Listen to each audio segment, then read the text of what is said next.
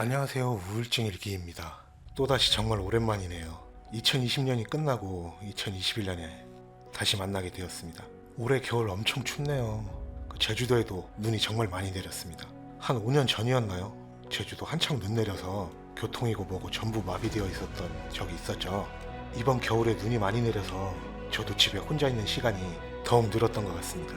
오늘 할 이야기는 최근에 아는 분과 이야기했던 우울증과 우울하다에 대한 이야기입니다. 우울증. 코로나 때문에 다들 외출이나 여행 등 많이 힘들어서 집에만 계시는 시간이 많아졌죠. 가족과 함께 살고 계신 분도 계시겠지만 저같이 혼자 살고 있는 분도 많을 거라고 생각합니다. 조금 심할 땐 재택근무 때문에 출근 없이 집에서 업무를 보셨던 분들도 꽤 되실 겁니다. 그와 반대로 일자리를 잃어서 본의 아니게 혼자만의 시간을 가질 수밖에 없었던 분들도 계셨을 거고요. 그러다 단계가 격상되면서 놀러가거나 영업시간이 단축되거나 아예 영업을 하지 않으면서 그러다 보니 집에서 혼자 시간을 보내셨던 분들이 많았을 겁니다.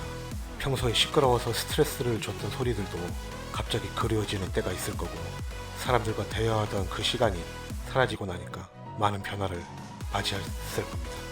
해볼만 할 것 같았던 혼자만의 시간이 우울이라는 단어를 꺼내도록 나의 마음과 컨디션도 바뀌어가는 분들이 계셨을 겁니다. 바쁘게 움직이던 시간 대신 집에서 보내는 시간이 편하게만 느껴졌던 그 시간이 뭔가 나를 알록달록했던 도화지가 갑자기 아무것도 없는 흰색이 되어버리는 듯하는 느낌이 들었을까요? 저도 거의 1년을 공칠 뻔하다가 정말 연말에 일이 생겨서 연말에만 조금 뭔가를 했습니다.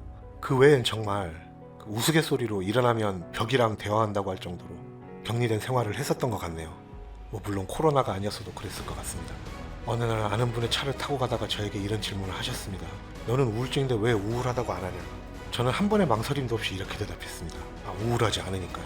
우울증을 앓고 계신 여러분들은 지금 우울하신가요? 매번 우울해서 웅크리고 있고 무언가를 피해 있고 일상적인 삶을 회피하고 계신가요? 단지 우울해서. 아마 사람들은 우울이라는 단어 때문에 우울증을 정말 쉽게 생각하고 있는 걸지도 모릅니다. 가끔 혼자 앉아있을 때 제가 우울한 건지 생각해보곤 하는데 저는 우울한 것만은 아닌 것 같았습니다. 그냥 우울하다기보다 뭔가 없어진 것 같았습니다. 제 이름 석자를 혼자 소리내어 말해봤는데 뭔가 제 이름이 와닿지 않을 때도 있었고, 가끔 그런 이야기들 하잖아요. 내 영혼이 빠져나간 것 같다. 무기력증? 네, 무기력했던 것 같습니다. 요새도 그렇고요. 사람들이 간혹 물어보죠. 왜 우울증에 걸렸냐. 물론 물리적 요건, 생활 환경, 살아온 시간 등에서 많은 이유를 찾을 수 있겠지만 사실 명확한 이유를 꼬집어서 말하기보다 그 땅속에 있는데 점점 흙이 빈 공간을 메꿔 오다가 제가 결국엔 완전히 파묻혀 있는 것 같은, 이게 말로 하기 정말 쉽지가 않네요.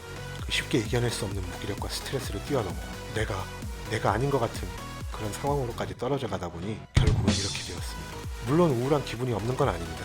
우울한 기분도 시시때때로 파도치듯이 밀려오죠. 어떠한 움직임, 활동에 대한 흥미나 실제적 몸의 적응 상태도 현저히 떨어져 있고 심지어 식욕도 감퇴합니다. 저 요새 생각보다 입이 많이 줄었더라고요. 집중력도 떨어져 있고 자꾸 불안합니다. 그리고 가장 해서는 안 될 죽음에 대한 생각도 드러나게 되죠. 우울증과 우울한 기분은 어떤 차이가 있을까요? 우울증은 일단 뇌질환, 뇌 기능에 문제가 있는 것이라고 하죠. 그래서 저 같은 경우는 실제로 주변에서 비슷한 이야기를 할 때 되도록 병원에 방문해 볼 것을 권유합니다. 다만 이 부분을 부끄럽게 생각해서 병원에 가질 않거나 혼자 떠안으면서 결국은 사태를 심각하게 발전시키는 경우도 있는데, 이건 주변에서 그 상태를 지켜보다가 해주는 말들에 의해서도 큰 문제를 야기시키곤 합니다. 그 어떠한 스트레스 요인으로 인해 발생하는 기분이 떨어지는, 우리가 말하는 대중적인 우울한 기분의 경우는 사실 기분 전환을 통해 회복되는 시간이 생각보다 빠르죠. 맛있는 걸 먹거나 바람만 쐬고 머리를 정리해도 생각보다 많은 도움이 됩니다. 기분이 우울할 땐 고기 앞으로 가라, 이런 우스갯소리도 있습니다. 맛있는 음식과 달라진 환경 등으로 우리가 말하는 우울감을 생각보다 쉽게 전환시킬 수 있을 겁니다. 이번 코로나 사태로 집에만 갇혀있다가 여행을 떠나시는 분들도 계시고 여러가지 환경 변화를 통해 우울한 기분을 떨쳐버리시는 분들도 계시죠. 처음 의사 선생님께 뇌질환이라는 이야기를 들었을 때 사실 공감이 갔던 부분은 위에 열거한 것들로 제 상태가 나아지지 않았구나를 깨달았기 때문입니다. 나는 왜 저런 행동들로 상태가 나아지지 않았지? 처음 치료를 본격적으로 시작하기 전 저는 그야말로 시체였더라고요. 쉽게 툭툭 던지는 말들로 나를 바꾸기에는 저는 너무 아무것도 할 수가 없었던 것 같습니다.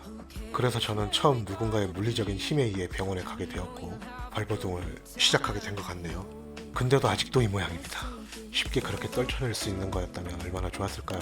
내가 혼자 나에게 내가 나인가라고 수도 없이 질문했을 때 아주 가끔씩 내가 누구지? 라고 생각을 해야 했을 만큼 누군가 이 사람이 우울한가라고 생각하면 자신만의 척도로 어떠한 질문을 할 겁니다. 그리고 자기는 어떻고 멀리서 행복하고 기분이 좋다 라고 얘기하시는 분들도 계실 겁니다. 마치 너도 나처럼 하면 나아질 수 있다고. 근데 저는 행복이란 게 없네요.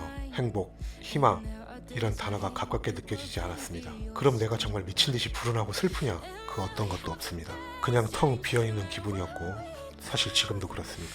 물론 우울함에서 우울증으로 발전하는 분들도 계시겠죠. 여러분들은 그러지 않길 바랍니다. 여러분은 어딜 걷고 계신가요? 그리고 저는 어떤 바다에 빠져 있을까요? 나름 수영 잘한다고 생각했는데 아무리 헤엄쳐도 끝이 보이질 않네요. 우울함이 아닌 우울증인 저도 고기를 참 좋아하는데 소고기